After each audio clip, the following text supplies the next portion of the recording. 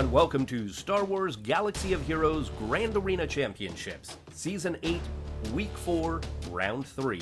My name is Boma Fett.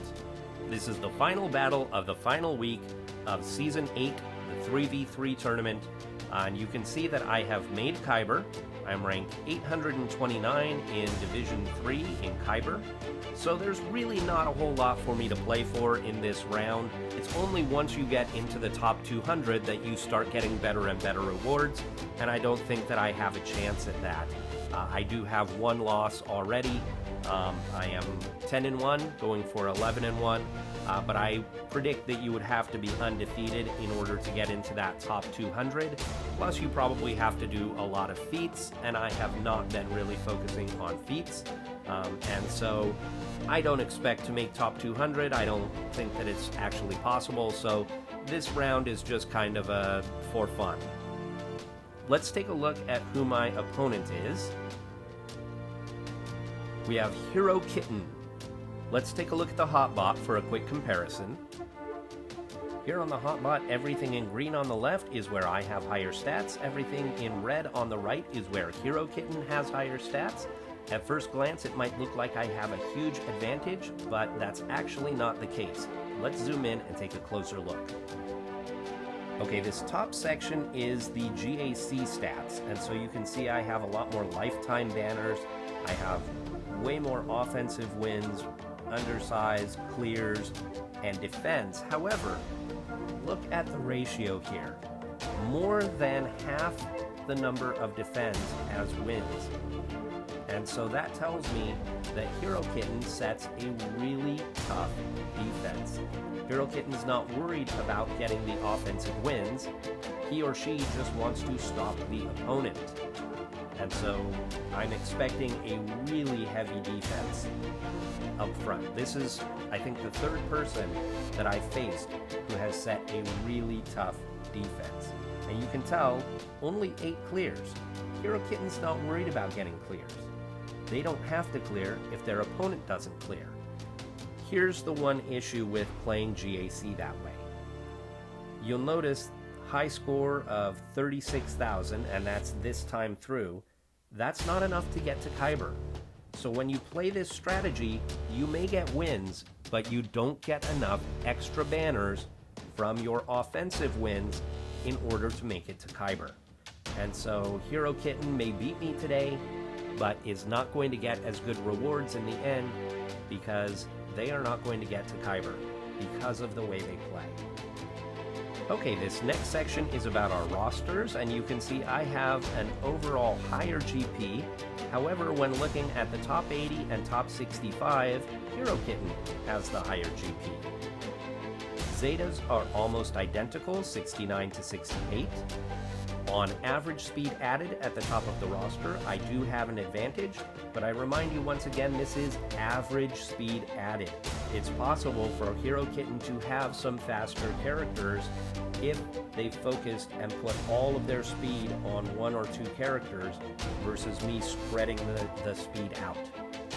Gear 13s, I have 11 and Herokitten has 8. Gear 12s, however, I only have 10 and Herokitten has 39, so almost 4-1 on Gear 12s. Looking at Gear 11 and above, it looks almost even at 67 to 65, but remember that 47 of them are Gear 12 and 13 for Herokitten, and only 21 are Gear 12 and 13 for me.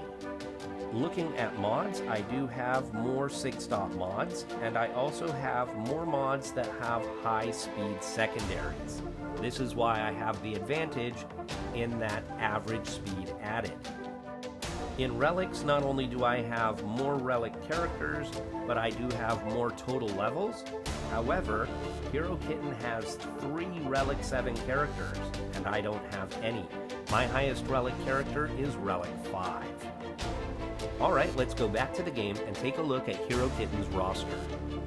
So you can see here that Herokitten uses Darth Revan in the arena with some Relic 7s on Malik, Darth Revan, and Dark Basti, and uses Thrawn in the Fleet arena.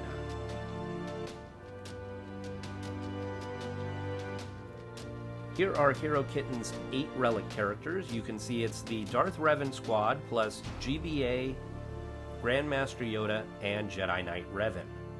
Let's take a look at some factions. Bounty Hunters, you can see that Boma Fett is still level 1 Gear 1. Clones are looking really good. Herokitten actually just got General Skywalker, and so he or she has been prepping for that by gearing up their clones. Droids, the Grievous squad is geared up, but not as much as you would expect for someone who just got General Skywalker. Empire, you can see that Vader, Palpatine, and Thrawn each have both of their Zetas. So they each have their leadership Zeta. That gives lots of flexibility as far as constructing squads. Ewoks are fine. Logray's only Gear 1, which is a bit odd. First Order, other than the 2 Kylos, is a bit under-geared, and Hux and Sith Trooper have not been touched yet, and Kylo Ren Unmasked doesn't have any Zetas.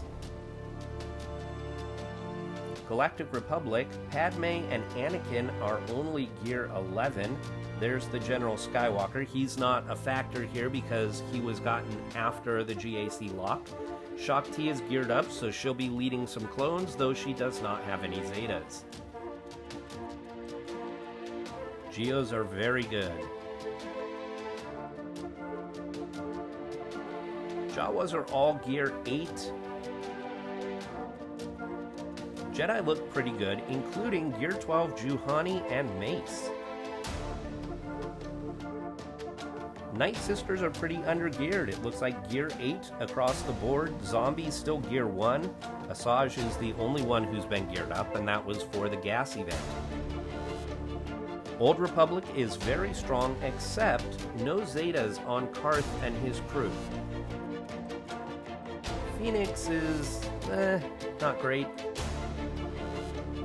Rebels, we have CLS, Han, and Chewie. We also have Chase geared up, and Wiggs at Gear 10. So we've got some flexibility here within the Rebel faction. Resistance is well geared. We've got at least 2 Resistance squads here, although the Resistance heroes have not been touched. Separatists, Dooku is only Gear 8 and 5 stars, and Newt and Jango are both Gear 1. We've got that really strong Revan squad. We also have Nihilus and Scion at Gear 12, but Traya is only Gear 1. Nest is level 1 Gear 1. Wampa is Gear 12 with both Zetas. Okay, let's take a look at my defense.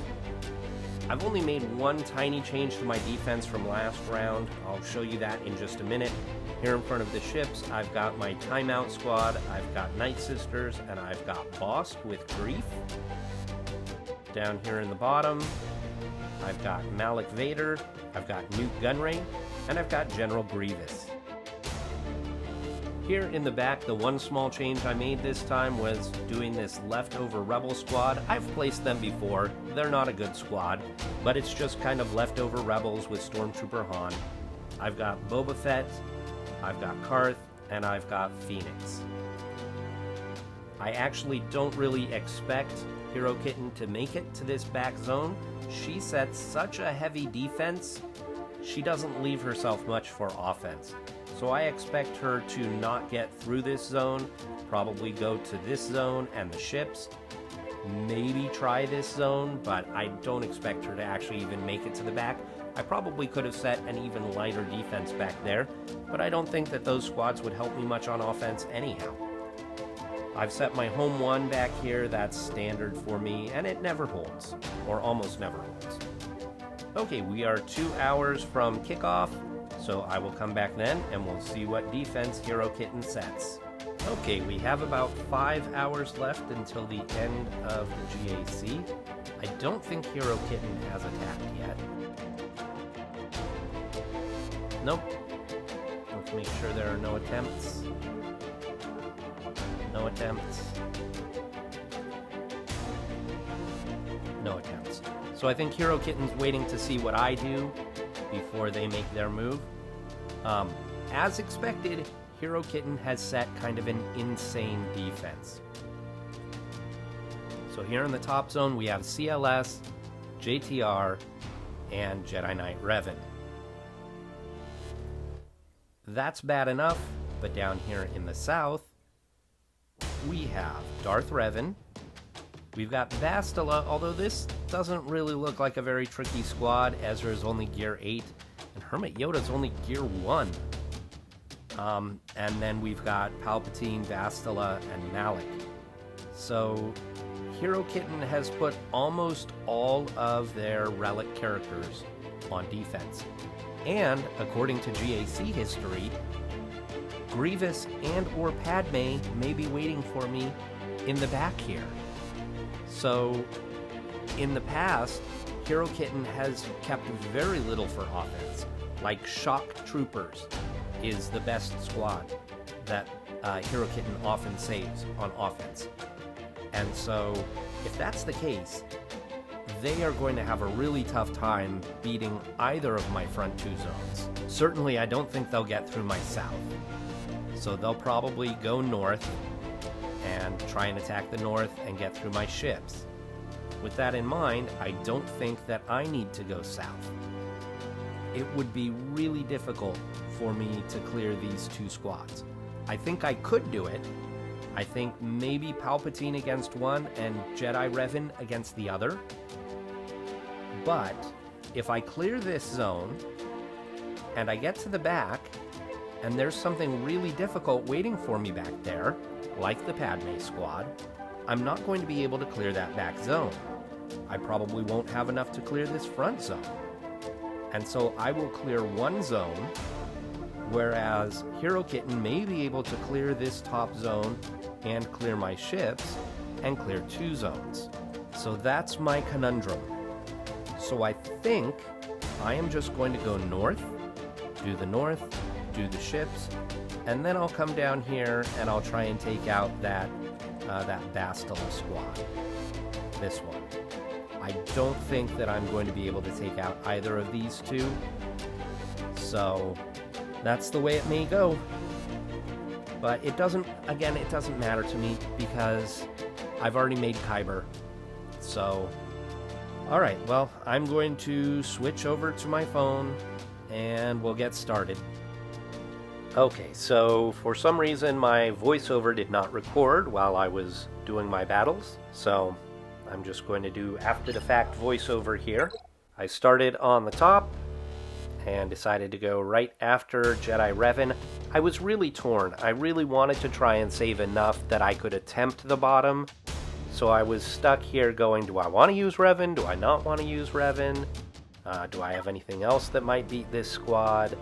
I considered using Padme, but in the end, I ended up just going with Jedi Revan, and I took Old Ben as my tank because GK is on defense and Jolie's on defense, so I wouldn't have the revives that my opponent would have, but I didn't think that would really make much difference. I had the faster Revan. I was able to mark Yoda and go straight after Yoda. He marked Old Ben, which was great.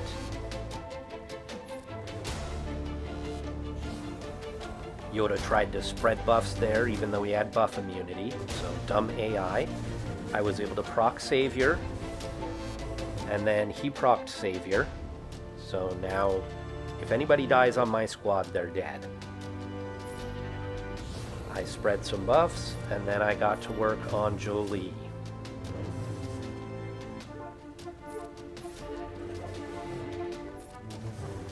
Jolie was only gear 12, so I was able to get through Jolie pretty quickly. Old Ben there with the kill shot. Then I marked Yoda again, took him out, and it was just down to Revan. My Revan and Yoda were both higher relic than Herokitten's Revan and Yoda.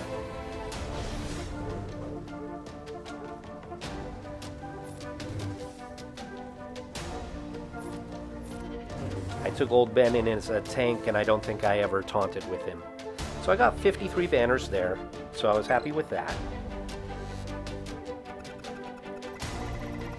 And then I wasn't sure what to do, because again, I'm thinking about saving squads so that I can try and take out those difficult squads in the south, which was a little bit silly.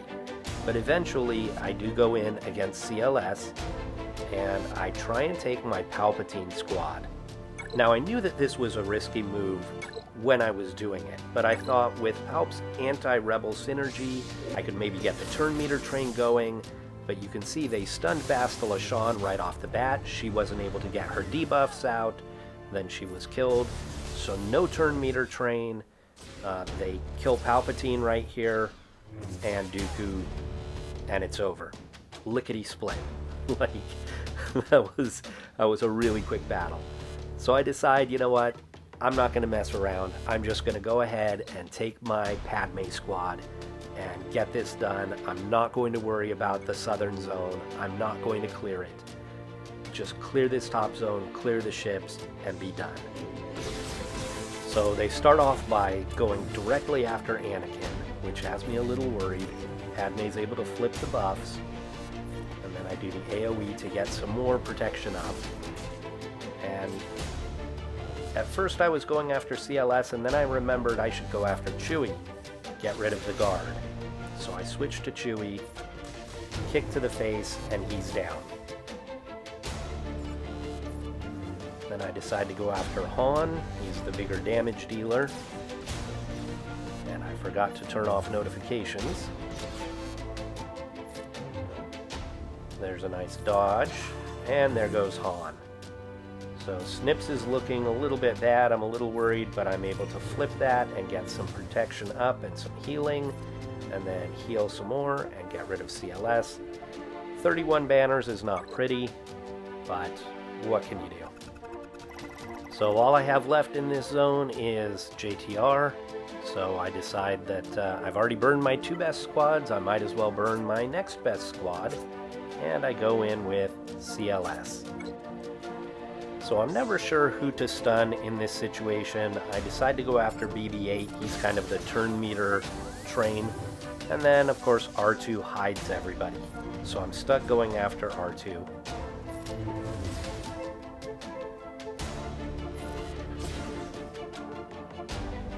I try and do Chewie's smash here, thinking it'll take the other 2 out of stealth, but of course they had foresight, so it didn't. But now it doesn't matter. They're both stealth, so they're both fair game. And then Rey comes out of stealth, so now I have to go after Rey. And they're getting in attacks against my characters, but they're not doing a whole lot of damage.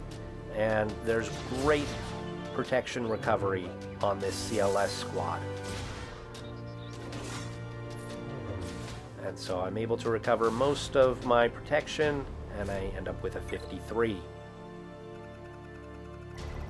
So now we get to see what ship is in the back, and it is Home 1.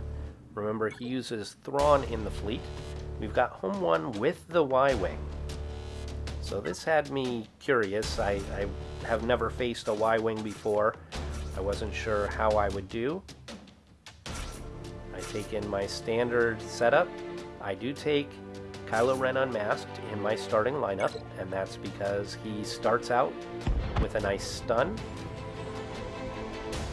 So I ended up stunning the Ghost. I didn't realize that the X-Wing there was actually Wedge and not Biggs. But I thought that the Ghost was the biggest offensive threat, so I stunned the Ghost. And then I tried to get the buff immunity against the Y-Wing, which I did. And then I just go after the Y-Wing. Probably should have been going after Wedge, but I didn't realize it was Wedge until later.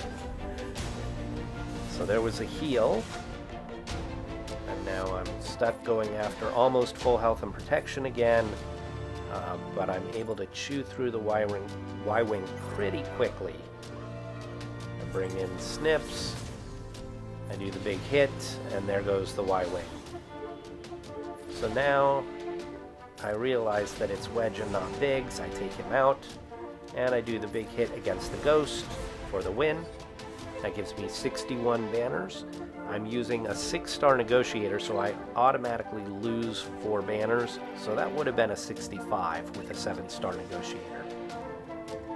So down south, the one squad that I know that I can beat here is the Bastila squad. And at first I'm going to just mirror match it with my own Bastila, Ezra, and Kanan. But then I remember that people have been saying you can actually use Emphis Nest against Bastila squads. And so I decide I'm going to take Emphis Nest. So I take Kira, Nest, and Hermit Yoda, and I'm actually kind of expecting this to fail. Even though Ezra is only Gear 8 and Hermit Yoda is Gear 1, I'm not super confident that this will work. I know that if they just get a hit that's timed just right against Nest, they can take Nest out. My Nest is only Gear 11, so she doesn't have a whole lot of health and protection. So it's a gamble, but I'm doing it just to try it. So there goes Kira. I knew that she was going to die. I think she's Gear 8 for me, but she was just in there for her leadership. So I'm trying to take out Ezra, and there he goes. He was the biggest threat in my mind. But Bastila can have some decent damage as well.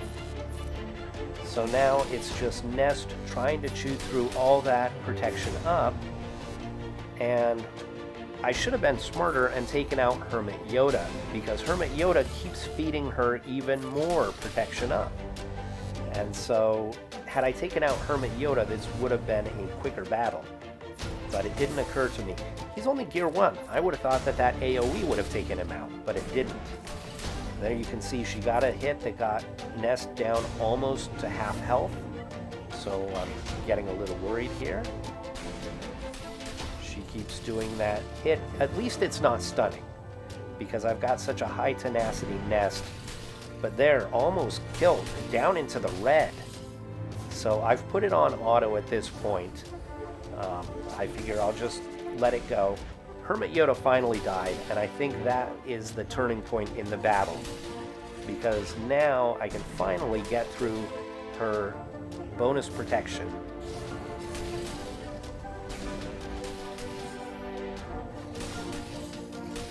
So there we go. It did work. 50 banners, which isn't great, but it was a good experiment. So now I've got these 2 squads left. These are squads that I don't really have anything left that can beat them. So I throw some stuff out there. I try my Bastila with Ezra and Kanan, and this goes about how you'd expect. I try and get through Palpatine. I figure if I can get rid of Palpatine, that's 1 down. But it's not going to work. My team gets stun locked, and then that's all she wrote.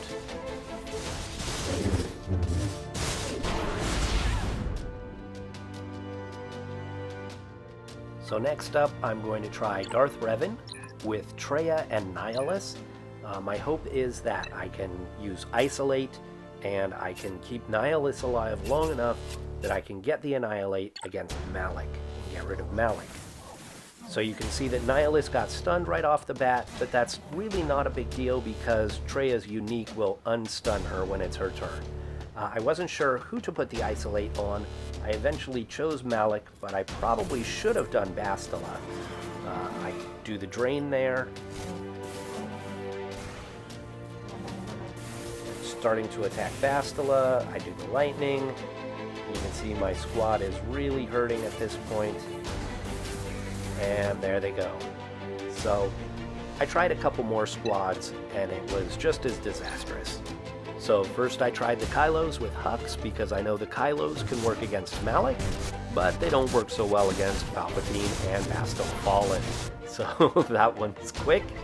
And then I try Shock Troopers, hoping to get the Rexecute, and nope, no Rexecute. So at this point I've tapped out. I'm just waiting for Herokitten to attack, and we'll see how it goes. Okay, so you can see that I have won, and that's because Herokitten did not attack. Not once. Alright, well, thank you all for watching. I do appreciate your views. So thank you, and I will see you next time.